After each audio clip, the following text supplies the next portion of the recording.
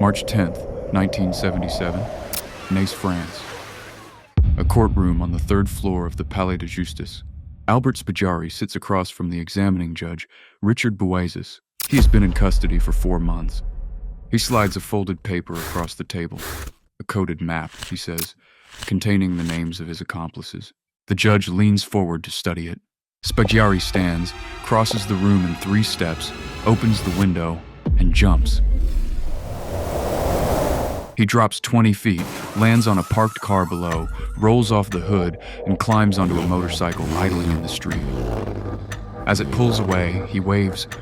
His name is Albert Spaggiari. 8 months earlier, he robbed the most secure bank in Nice without a single weapon, and he spent the weekend inside the vault eating cheese.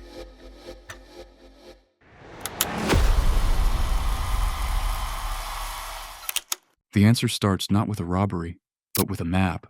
A city map, the kind filed in any French municipal archive, gathering dust between drainage surveys and construction permits. Spaggiari found his in 1975. He wasn't looking for a way into the bank. He was looking at the sewers.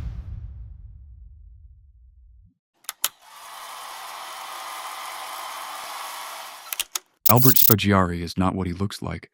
He is 43 years old in 1975, a wedding photographer in Nice, a man who spends his weekends developing film and his evenings drinking pastis on the Promenade des Anglais. His clients know him as Albert, precise, punctual, never late for a ceremony.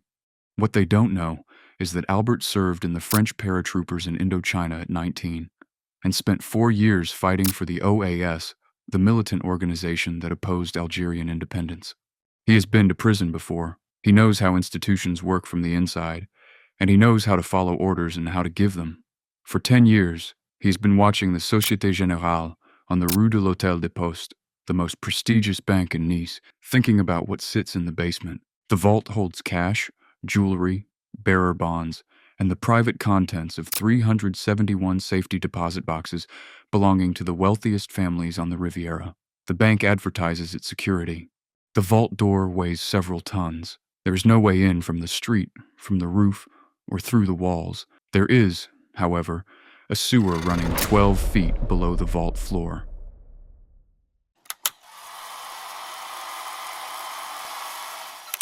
Before he recruits a single person, Spaggiari runs one test. He rents a safety deposit box at the Société Générale, walks in on a Thursday afternoon, places a wind-up alarm clock inside, and sets it to ring at midnight.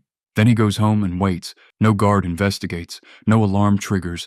The clock rings in the dark, completely undetected, and Spaggiari has his answer. The vault is acoustically isolated. Whatever happens inside it, the world above cannot hear. He closes the box the following morning and begins making phone calls.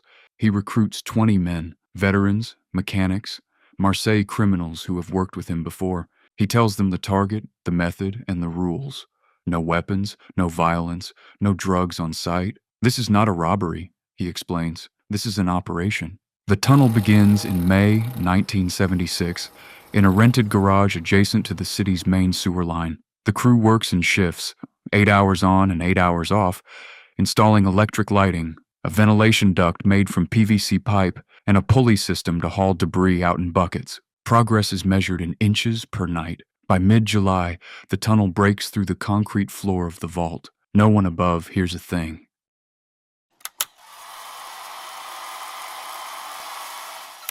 July 14th, 1976, Bastille Day, the French national holiday. Every government office, every courthouse, every bank in Nice is closed for the 3-day weekend. The Société Générale will not reopen until Monday morning. Spaggiari and his crew enter the sewer at midnight, carrying flashlights, cutting equipment, and several cases of food and wine. They weld the vault door shut from the inside. Then they open the safety deposit boxes, all 371 of them, working through the night and most of Saturday, moving methodically through cash, jewelry, negotiable bonds, gold coins, and documents that were never meant to be seen. The total, by later estimates, falls somewhere between 46 and 100 million francs. On Saturday evening, surrounded by open boxes and the private wealth of the Riviera elite, Spaggiari calls a pause. Someone opens a bottle of Bordeaux. Someone else produces bread and pâté. They eat in the middle of the vault they have just emptied, using antique silver serving bowls from one of the boxes as plates. Before they leave through the tunnel on Sunday night, Spaggiari writes a single line on the vault wall: sans armes, ni haine, ni violence. Without weapons, without hatred, without violence, he signs it.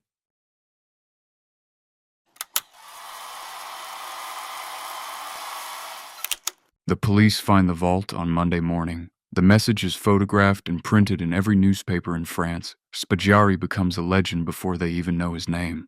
He is arrested 4 months later, betrayed not by his crew but by his own vanity. He has been talking, telling the story to people who tell other people, because a heist this clean deserves an audience.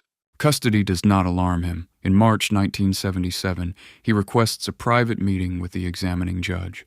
He arrives with a hand-drawn map he claims contains the names of his accomplices. The judge leans in. The window is already open.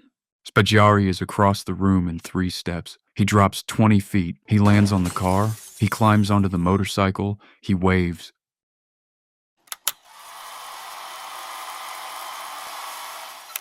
He is never recaptured.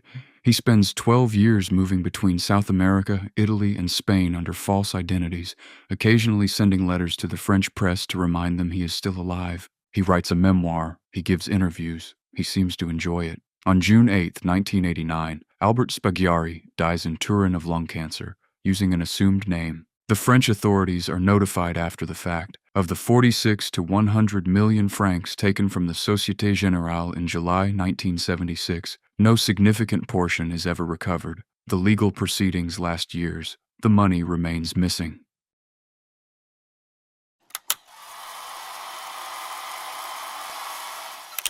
The vault wall was repainted after the investigation. The message is gone. But the story of the man who fed the Riviera elite in their own basement and walked out through the sewers has never stopped circulating. He didn't want the money forever. He wanted to prove he could take it. Those aren't the same thing.